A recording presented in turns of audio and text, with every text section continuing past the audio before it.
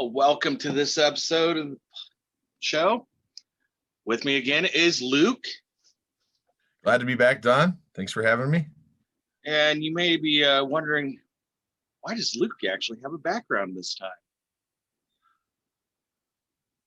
Yep, I finally got a green screen. And it is directly tied to our movie. So Right. Before we give it away, let's go ahead and watch our trailer.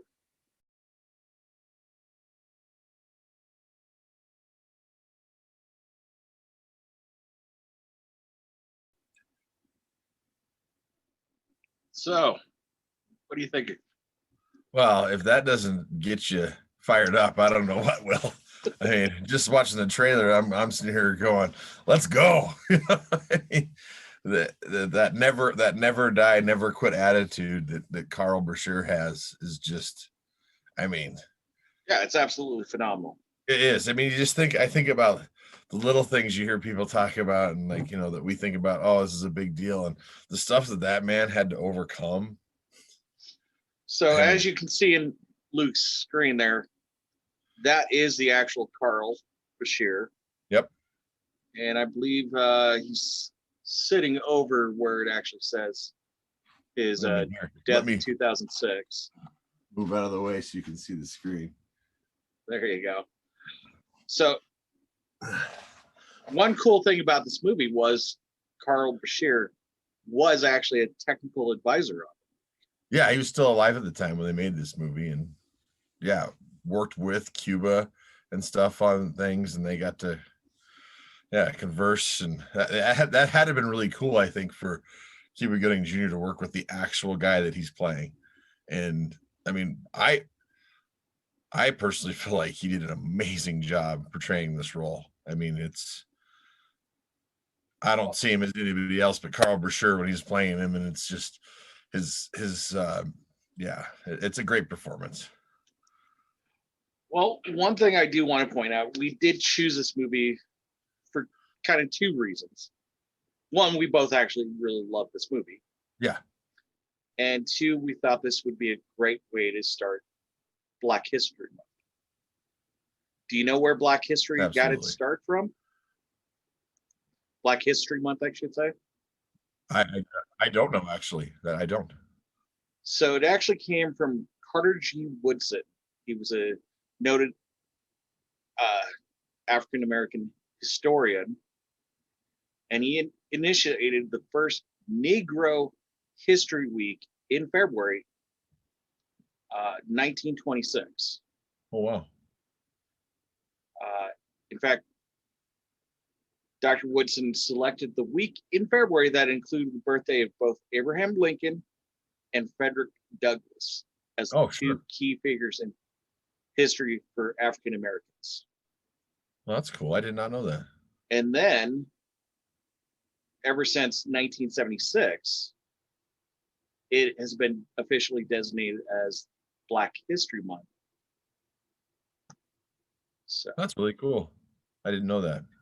Well, I mean, this particular movie, I think, does a great job with Black history and stuff. Just seeing what Carl had to go through to overcome all those racial and different. I mean, that was a time in the history of America where he was breaking boundaries left and right, and he wasn't going to let anybody stop him, which is amazing.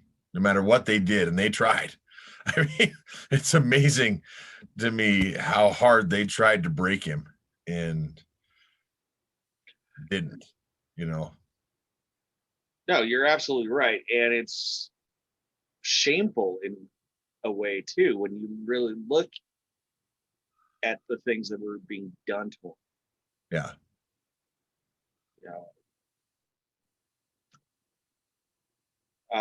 There's, I don't know, did you watch this on DVD or on digital? DVD. Yep. Did you watch any of the deleted scenes? I did not. No, it was getting pretty late when I finished this one because, I mean, it's a long movie, but it doesn't feel that long though. I mean, no, it really doesn't feel that long. There's so much going on and stuff, and it's just the story just grabs you. And for me at least, it pulls me in, and I'm just, I mean, like even when it's on TV every once in a while, if I turn it on, that's it. I'm not going away, because even though I know what happens, it's just so inspiring and stuff to see what he's going through and what he does. And as soon as you think, oh, he's got it, he made Master Diver, then something else happens, to him. It's just like, yeah. Yeah. Well, we've mentioned before, there are just a handful of movies that it doesn't matter where you are in the movie. If it comes on as you're flipping through the channels, you get sucked right back into it, even though you know the story. Yeah. And I would agree. This is one of those that I could easily get sucked into. Yeah. So, the other one, I know we've referenced Shawshank Redemption. Oh, yeah. And, absolutely. I know that's the biggest one. With this movie, I never saw it in the theaters. Like, I don't remember seeing previews for it and stuff. What actually happened for me was my mom saw it and was like, you need to see this movie, and had bought it for me when it came out, and I was like, oh, okay, I'll watch this, and was just blown away by it, because I mean, I love movies like this, especially true stories and people overcoming obstacles, and just I loved it instantly. I was like, this is an excellent movie, which I'm surprised that I never got it. I mean, especially with Niro and Cuba in it, that I never would have saw it in the theater, or I don't remember hearing much about it. No, at the time. My recollection is very similar. Yeah. This came out, what, 2000? Yeah. We were both just fresh out of high school. In a lot of ways, it was the dawn of high-speed internet still. So I know back then I don't even remember what site. It might have been Yahoo Movies for all things. But I was constantly looking at all the new trailers as they were coming out. So I think that's how I found this movie initially. Sure. But one thing I do want to point out, this is technically the first of 2 times Cuba Gooding Jr. has played a true living African American of history. Right. In the Navy. Yeah, I know of one other one. Are we thinking the same movie? So for me, it's Pearl Harbor when he plays the gunner. No, he was a cook. A cook, yeah, but he hops on the gun and is, yeah. And that is an absolute true story, right, from Pearl Harbor. So, but if there's another one, I'm drawing a blank on the other one. If there's another one, Pearl was the one I was thinking of. Okay. So, yeah. And who knows? Maybe in a year we may tackle Pearl Harbor for December 2021. Who knows? Right. Yeah. Because why not? We've already done a couple 3-hour movies. What's another one? It's another one, right? Yeah. Especially when the movies are that long. Sometimes our conversations last even longer. Right. Yeah. Which makes it very fun in the editing process. But yeah, overall, even from Carl Brashear's perspective, he said this movie is about 80% accurate in a speech to Penn State University, actually. So that was one thing I was always, I guess, curious about myself. Because even when movies are based on a true story, they always get that little bit of Hollywood, to make things more interesting, if you will, and keep the audience audience's attention. So that's what I always wonder, that when you see based on a true story, okay, are we getting 60-40 based on a true story, 80-20, and to hear him say that he felt 80%, I feel like that's a pretty good number, because they're going to have their little bit of Hollywood and stuff. And if the actual man saw it and said, no, that's pretty dang accurate, then that's pretty cool. Well, let's start with one of those Hollywood magics. Was Robert De Niro's character Billy Sunday a real person? I don't know. I assume. No, he was not a real person. According to the film's press kit, The character Billy Sunday, who was a Master Chief Navy diver and instructor of the diving school in the movie, was a composite of various Navy men. Oh. Also in the film's press notes, screenwriter Scott Marshall Smith wrote, "This isn't a connect the dot biography. I followed Carl's life and career, but my goal was to be true to his spirit, not his shirt size. Everyone wanted the script to resonate as much as possible. So as a dramatist, I sometimes took it up a level." Sure. So I get that. I mean, you really wanted to show his, his experience and how his will was just undaunted. I mean, he just, gosh. I think about it. It's like, man, if I had just a speck of his will and go get him and not give up, it's just amazing, And I think they wanted to inspire people with this movie, because it's hard not to watch this and not feel like, all right, let's go get some tomorrow. I'm gonna be on top of the world tomorrow and do my best and stuff. So yes, in a way, although I don't think this had the same effect as, say, Top Gun did. When Top Gun came out, immediately afterwards, the Navy saw a huge spike in Navy recruiting.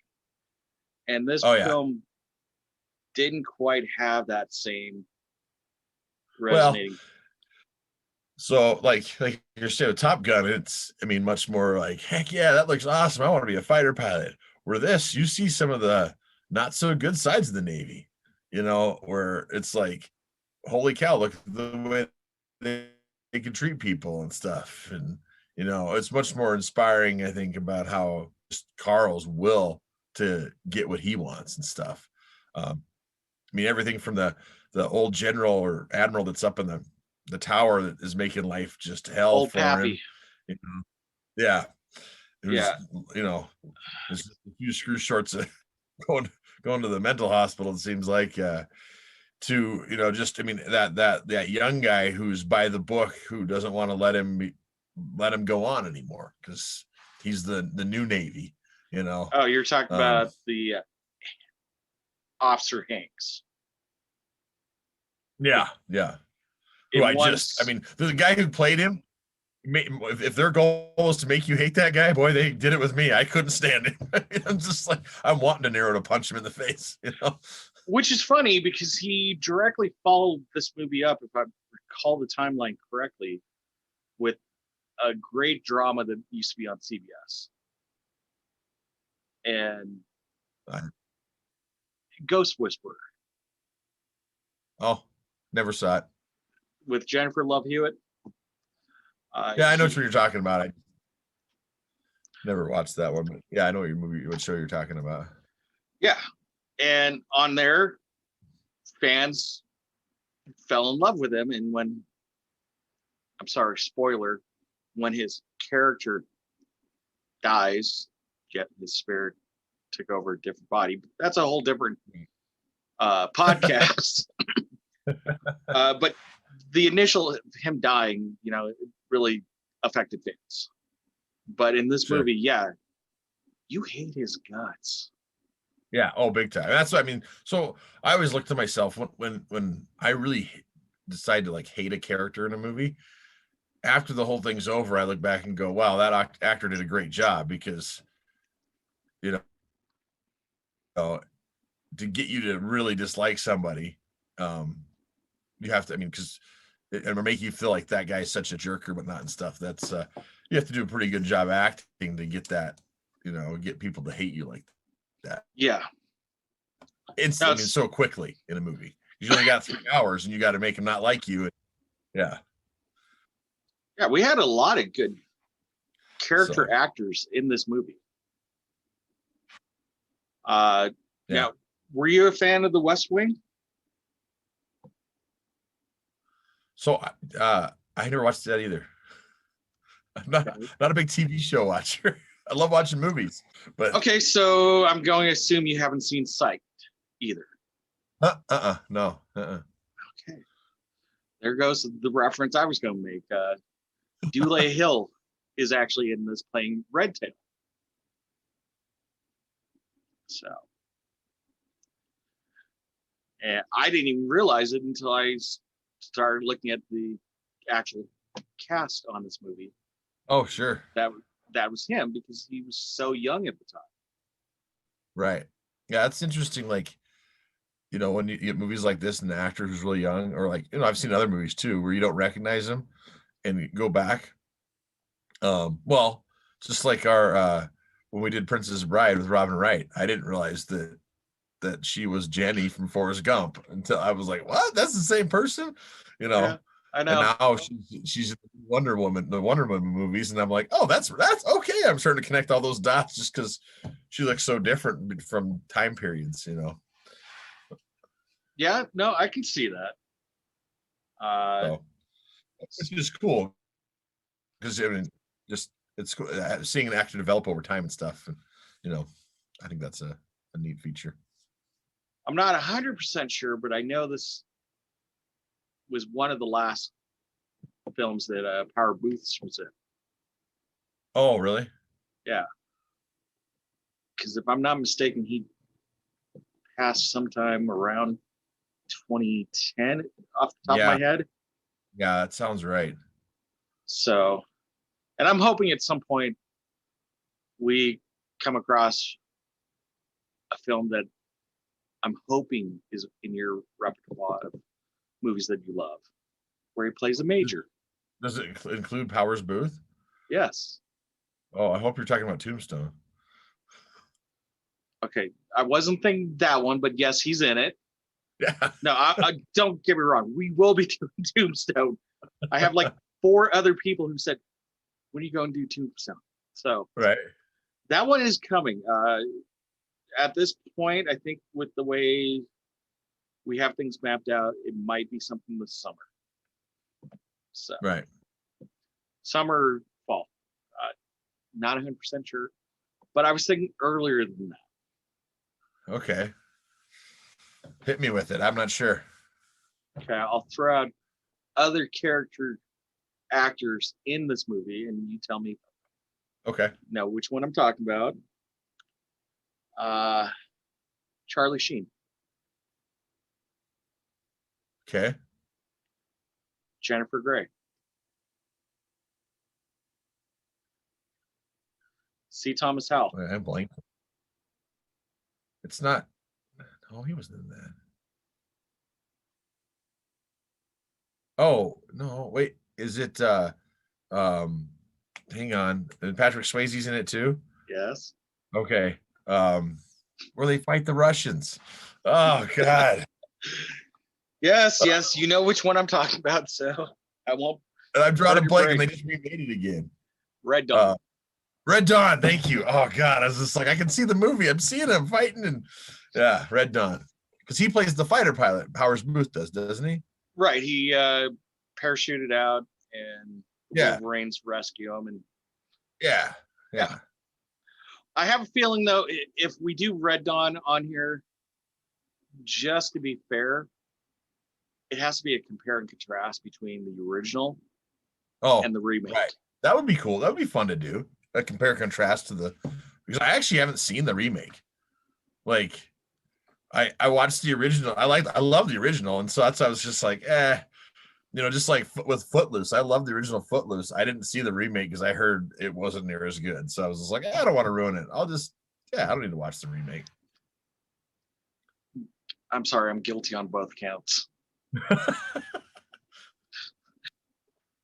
So yesterday, I think was the first time in a long time I actually watched a couple of the deleted scenes from this movie. So it was, when I watched it, it was late and I was like, I'm going to bed, but I have the DVD with the deleted scenes. I don't think I've ever watched them.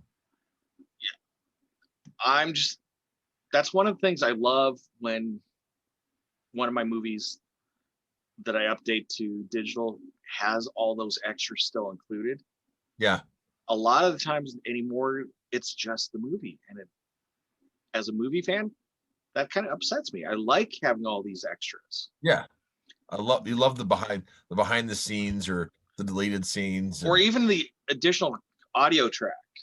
Yeah, I almost watched it yesterday with the Cuba Gooding Jr. and the director's commentary. sure.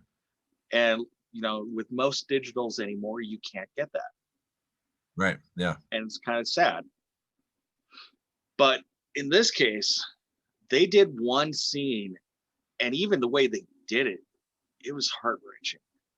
And it just showed Old Man Pappy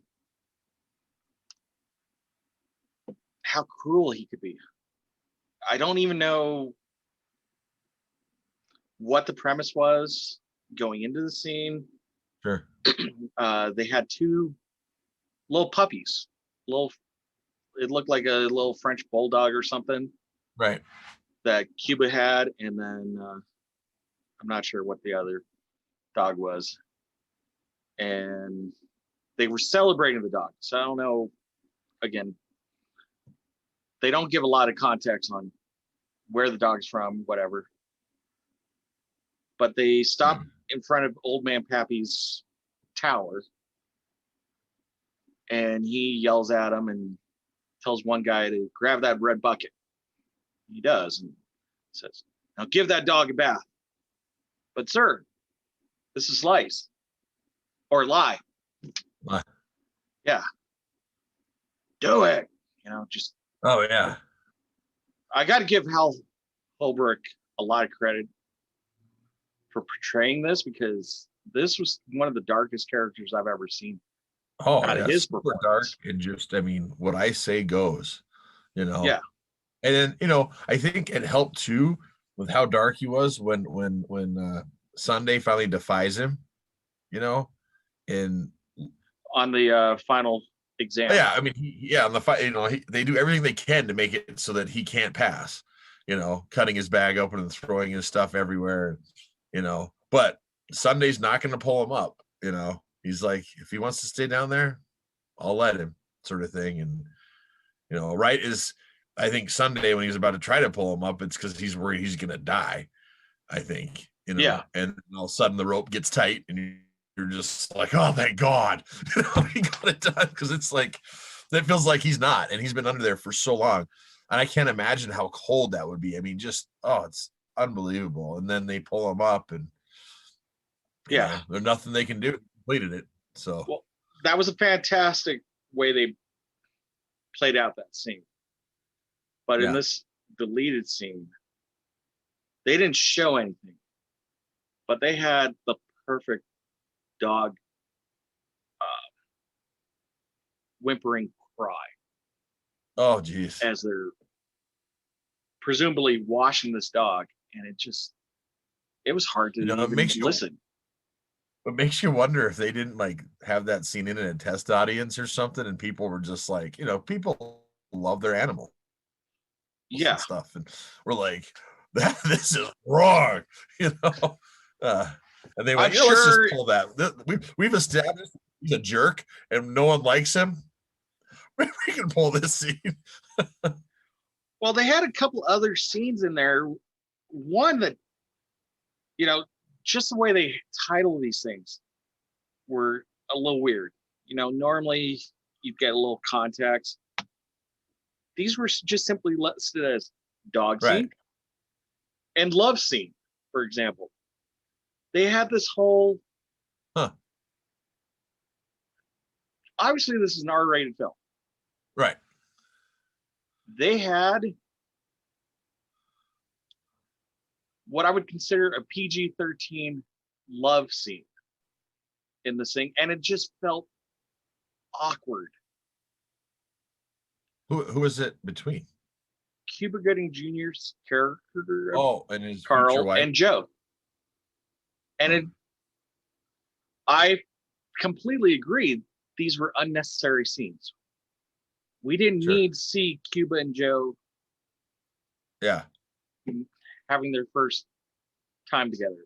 Yeah. And from the setup picture, it's right after Cuba and Sunday do their little hold the breath competition.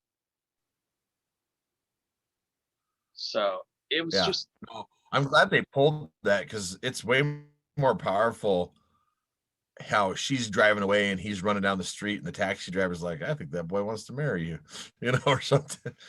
Yeah. And it was way more powerful than like, and then even if they would have had that right after that, it's like it's totally unnecessary. I'm glad they cut that. Well, it was an alternative scene instead of her leaving in the taxi. They were still embraced, and then next thing you know, they're in this room. And it's just the taxi thing's way better. It absolutely is. Yeah. I love watching movies when there's a theatrical cut and then watching the director's cut. But there are times where I'm like, oh, yeah, you should have just, stayed with what the studio wanted.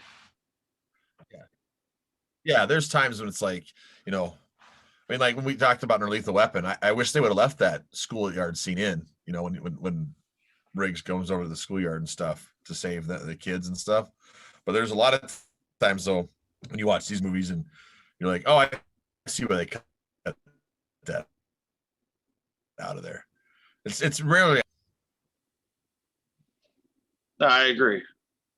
Although speaking of Lethal Weapon, Riggs picking up that prostitute scene was totally that was a good cut. That's a good totally cut. Unnecessary. The schoolyard scene is definitely, it builds Riggs up even more than the jump scene does. Right. Well, and they in that, not to go way down another rabbit hole, but they reference it later on in film, and you don't know about it because they never showed it. That's true. Kind of like in Goonies with the octopus. The octopus. Yeah, I can't wait to get the Goonies episodes completed at some point. Now, in this movie, we do have a few things that were definitely made for Hollywood. Now, the incident with the H-bomb, that really did happen. Oh, really? Yeah, it was off the coast of Spain. From what I was reading, it was a plane crash midair, maybe. Sure. 3 of the 4 H-bombs landed on land, inland Spain. At least one of the ones on the land I know landed intact. And then I think 2 of them, they weren't armed, but they did fall apart upon impact. Sure. And spread a little plutonium across the countryside. But the 4th one, because it did land off the shore of Spain, technically was within international water, so technically whoever found it could keep it. Right. Now the USS Hoist, which I believe is the ship behind you, wasn't initially one of the first ships on scene, but Carl was the one who found it on the ocean floor. But that whole sub scene, I was gonna say, did that actually happen, the sub thing? And no. Okay. I was like, God, he's the luckiest son of a gun I've ever seen. That this also happened, where a sub happens to be there and throws him in the right spot, and there was the podcast based on a true story actually did an episode on this as well, and they posted this nice little bonus content. Anyways, in the movie, there's a moment that almost seems too made for Hollywood to be true. While Carl is walking on the seafloor to try and find the bomb, a Russian sub goes by.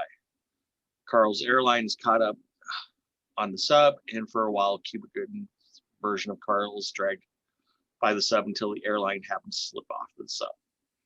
That didn't happen. In that same speech I mentioned earlier at Penn State, Carl explained a few other scenes in the film.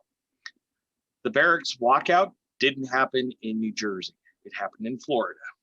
Oh. The officer didn't throw my radio on the floor. He pounded on a shelf and it fell off.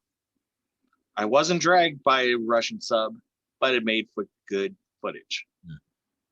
Well. But they did find the bomb. The movie doesn't really mention timelines here, but it was months after the search began that it finally came to an end. Despite these differences, Carl estimates Men of Honor was about 80% accurate. Which is still, I think that's pretty good when it comes to Hollywood and, you know, basing things on true stories or true events. Well, I'm going to caution our viewers with that right now. And the reason I need to do that is starting next month, we are going to be doing a total of 4 stories based on true events. And I don't want to say anything negative by him, but we start with the movie that is probably the least accurate. It's about 70% accurate. So it's pretty good. That's pretty good, yeah. And then, you know, we'll progressing up to which ones actually are more accurate as we go.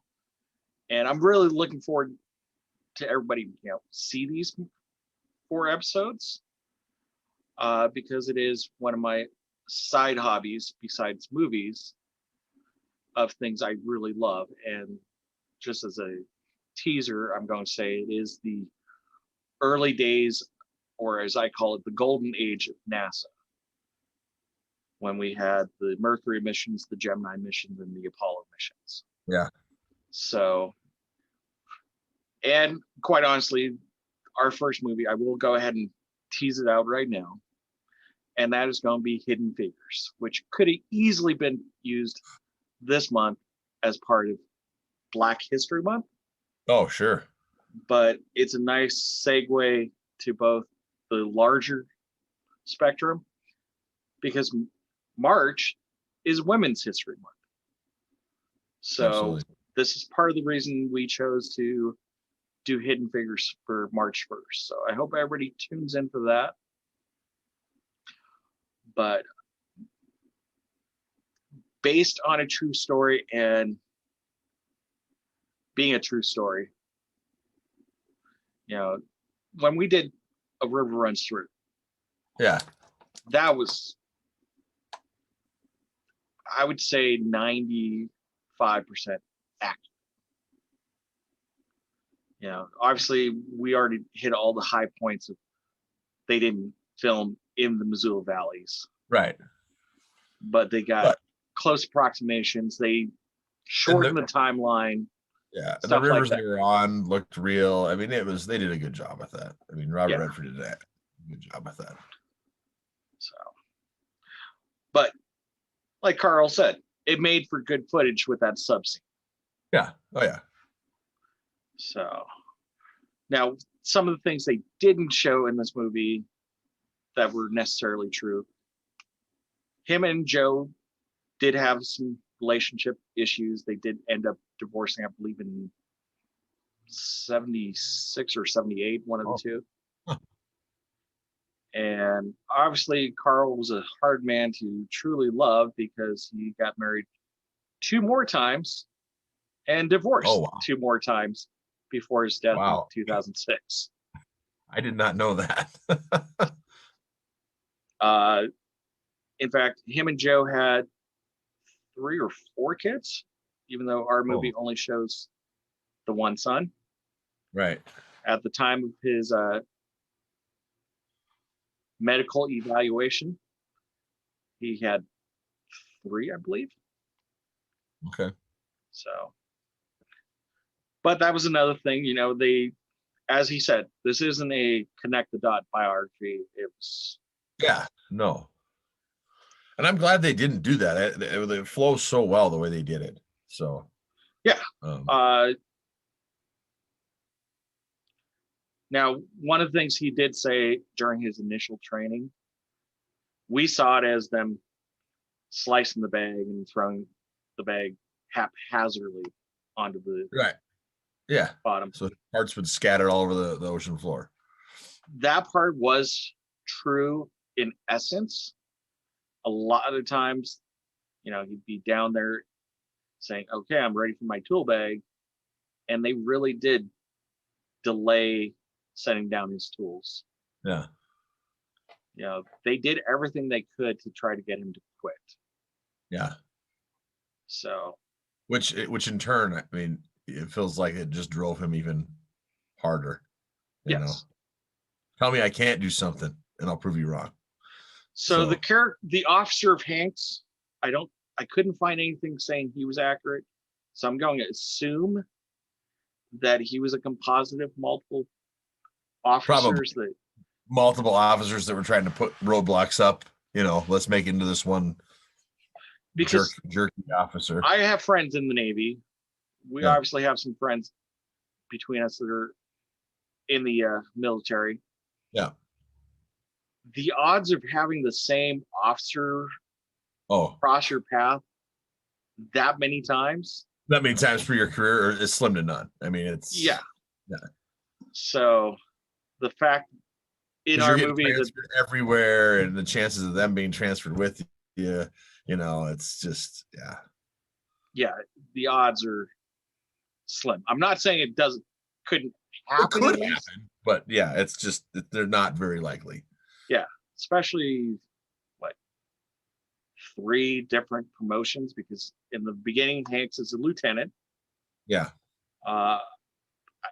It's unclear whether he's the first officer or not. I'm going to assume he was officer of the deck or something. When he told Sunday, don't go in that water. Don't go in that water, your career's over, basically. Yeah. And then the officer ball or whatever, that celebration. Yeah. Very unlikely that their paths would cross there. But again, not totally out of the realm, because they could have been, for all we know, that could have happened at ship or Fleet Week in New York. Yeah. So that would actually, that one seemed the most realistic to run into somebody like that. But again, this movie wasn't clear on where they're bringing officers.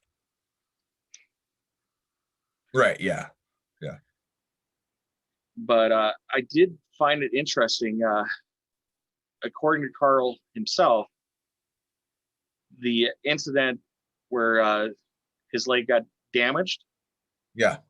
He was in such good physical shape. His leg wasn't as mangled as it looks in the movie. Oh, really? It was damaged, and it would have taken about 36 months to put it back together. Multiple fractures in his bones in the lower of the leg. So I'm assuming it would have meant multiple surgeries. Yeah. But his suggestion of cut it off and give me a prosthetic. Yeah. That was 100% correct, but shortened in timeline in this movie.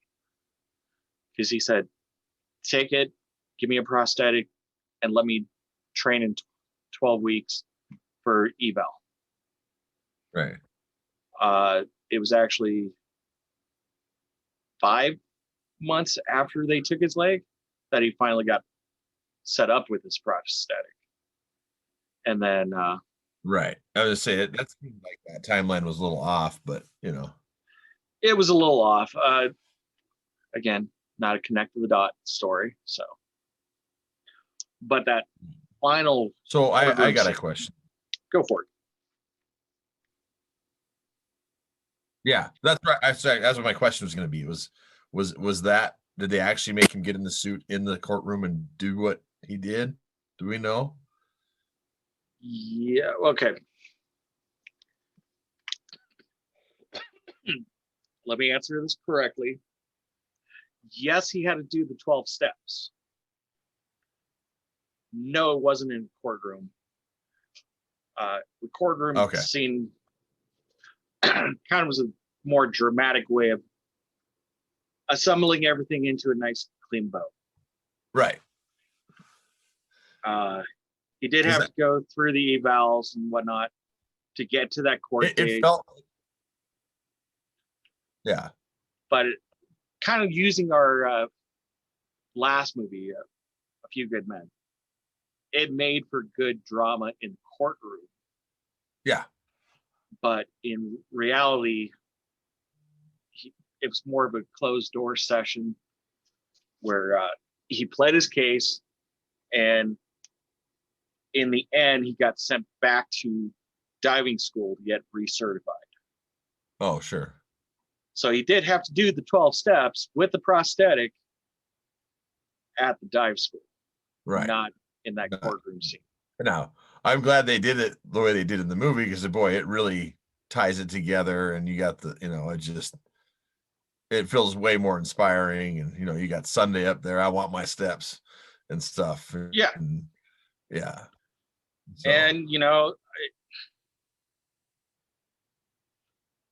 whole character Sunday, I did you catch it in the trailer where yes, they swapped lines? Yeah, with the Chinese thing. Is that what you're talking about? Why are you doing I this? thought you were talking about the trailer. He's like, you know what the Chinese do? And then he's like, what it actually talks about is the head of lettuce and setting it on the end of the dock. But they, that scene, what you're talking about? No, I was actually talking about, why are you doing this Sunday? And in the trailer, it says tick people off. But it wasn't tick people off in the movie. Wasn't it piss people off? Exactly. So, yeah. Trying to be a little more PC in a trailer. Well, yeah, I mean, your trailer has to be for all audiences. You can't just so. But I do really enjoy how they portray him, and how, because it just feels right with his character, and they're like, why are you doing this? Piss people off. Yeah, absolutely. And it felt so right for him to do it, when deep down he does want to help Carl, but at the same time, yeah, he likes being that guy that piss people off and do what he wants, and Well, I also liked when they confront Captain Hanks when he's trying to torpedo Carl with an earlier eval than what was originally promised. Yeah. Him and the Master of Arms, or whatever, the other chief. Yeah. Oh, we don't know where he is. So I just thought that was kind of cool. To enlisted or non-comps conspiring against the brass. Yeah, that end scene, they bring all the admirals in and stuff, and the old guys, and Hanks is like, he can't be in here with Sunday, and the old guy is like, you once swam they tells that story. He goes, yeah, he can stay. I like that. Yeah, I loved the way that there's still being portrayed with the old admiralty and then the young captain. Yeah, I really enjoyed how they portrayed that too. I thought that was well done. Yeah, in a lot of ways, I'm glad we're doing this movie right after we did A Few Good Men. Yeah, because that final courtroom scene here, I just constantly think back to the courtroom scene in A Few Good Men. When Sunday goes, I believe the book says the diver can be helped up. And that's the old book, Chief. The new book says this diver has to stand on his own. Yeah. And how do you know that? Because I wrote it. And just the subtle looks. And here's a guy who's never dove in his entire life. that look and just I think that I'm like, you're a desk jockey and you're writing the book. You got to be kidding me. It's like, oh. Yeah. From what I did find in my background research on this movie, Carl came up with a lot of different training techniques for deep diving that at the time of the movie were still in use for the Navy. Oh, wow. That's cool. So he truly was a pioneer in multiple senses. Yeah. Including, I found one piece of history that's a little, let's see if I can find it here. In the final text of the movie, indicates 2 years after the accident, Carl Brashear once again made his restored to full active duty and became a U.S. Navy's first amputee diver. Right. According to that final text on the screen, it was 2 years after being restored to active duty that Carl made history yet again when he earned the rank of master diver. And again, that's true, sort of. Some have disputed this. There have been other divers in the U.S. Navy before him. For example, John Henry Dick Turpin was a diver in the early 1900s. However, technically, Dick retired from the Navy and came back as a contractor when he qualified to be a master diver. So most believe Dick Turpin was the first African-American master diver. Because he wasn't active duty in the Navy anymore, that meant it would be decades until an active duty deep sea diver for the U.S. Navy earned that distinction. Sure.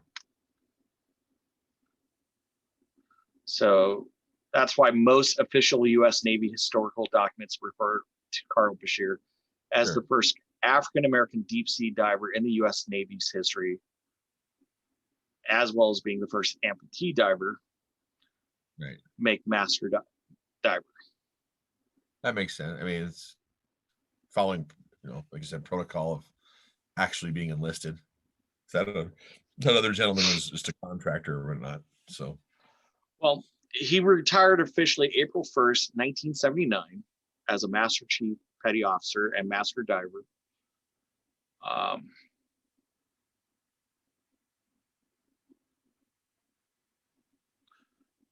And then he spent 14 years at the naval station there in Norfolk, Virginia, as a civilian employee when he finally retired in 93. This is Carl? Yes. Now, here's something I found really surprising and interesting. It was 13 years later, July 25th, 2006, at the age of 75, Carl Brashear passed away at Portsmouth Naval Medical Center, the same hospital where he recovered from his leg injury decades before. Huh. So that's interesting. Yeah. Then you just passive natural causes sort of thing, or? Yeah. It wasn't COVID. Jesus. Sorry, I had to throw it. So,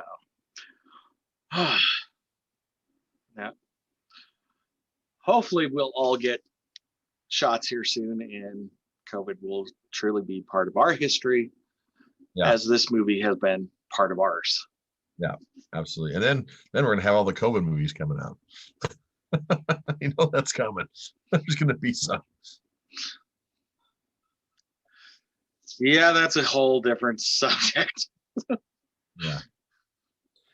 But no, I think this movie, Men of Honor, it's such an inspiring movie. I think anybody who could watch it would feel inspired afterwards. Just the stuff he goes through, and we didn't talk a bunch about that scene when he does break his dad's radio. That was holy cow. Yeah. the way he holds it together. And then, so that was one thing I guess I wanted to know too. Did you said that it fell off a shelf and broke. Did that officer then rebuild it, sort of thing, like it showed in the movie, or was that kind of Hollywood? Unclear. Yeah, that's part I wonder about that. But he did it well in the movie though, because like obviously Sunday recognized the what he the realized abbreviation was for. Yeah, almost like made you feel like what that radio meant and what that was. And so yeah, it's a powerful scene, I think, but how he breaks it and then it gets rebuilt, kind of showing that respect that he does have for Carl Brashear and stuff. And it's just I really enjoy that whole how they tie that together and stuff. I mean, it's just so important to him because what his dad tells him and where he's going, and yeah, and that is completely true that his father was a sharecropper back in the 40s. Sure. There was an alternative opening to this movie as part of those deleted scenes.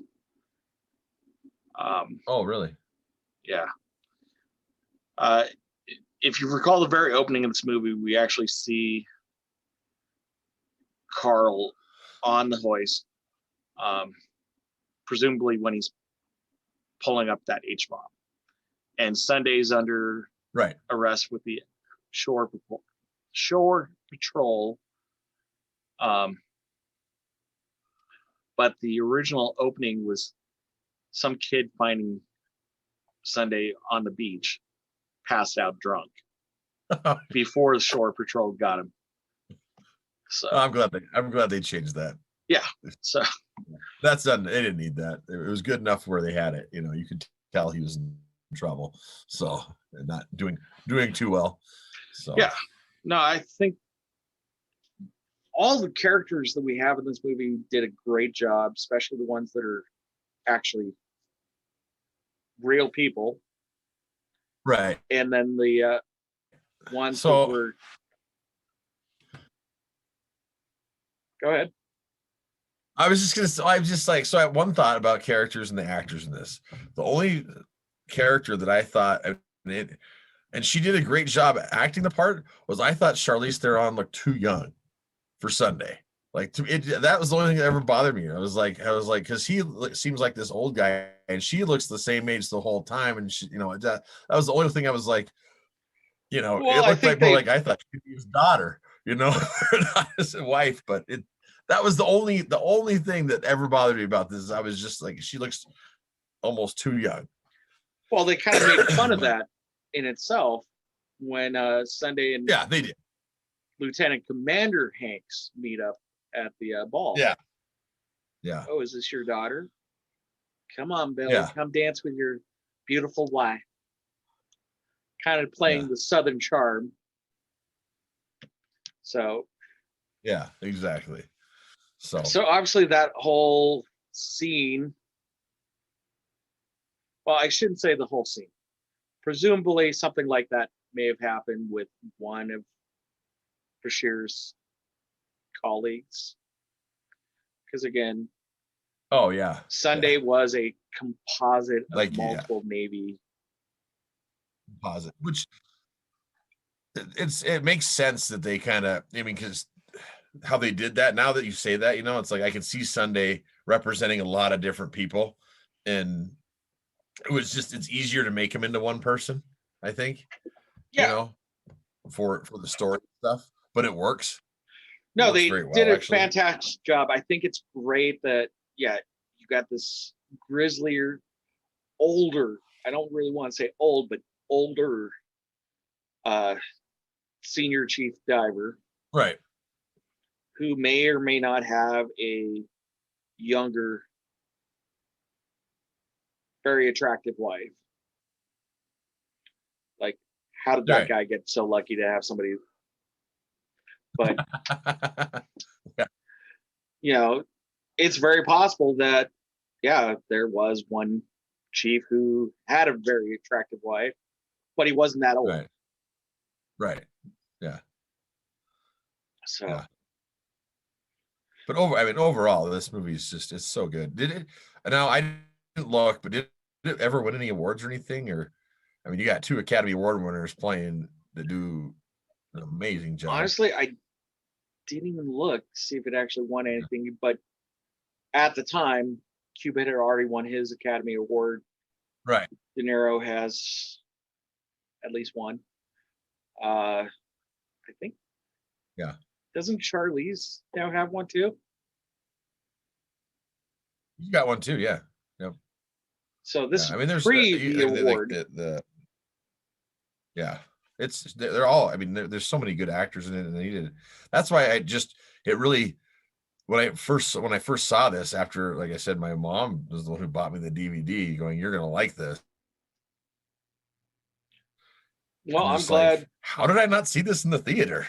I was like, how did I not know about this one? But at the time, and I think the reason is because when it came out, you and I were both, like I said, fresh out of high school and college, and I was doing so many other things. Movies weren't, I guess, my top priority at the time. So no, I was working full time. I have to double check exactly when this came out. I know it came out in 2000, but I don't know what month.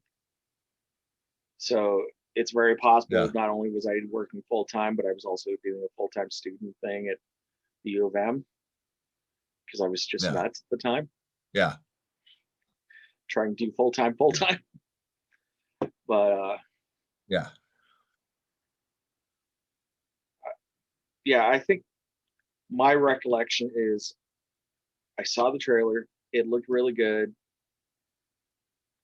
Enough that I knew when it came out on DVD, I didn't need to rent it from Blockbuster or whatever.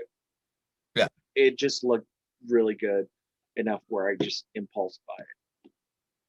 So, and for that reason, I'm glad I did. It's, as you said, it's an inspiring story, and even by the trailer, that doesn't pump you up. I don't know what's wrong with you. Absolutely. I mean, they did a great job with the trailer. Like when we watched at the beginning here, I'm getting excited already, going, oh yeah, this looks really good. Yeah. I want to know more. And that's the whole, I guess, the trailer, they want to grab you, and I want more. So, yeah.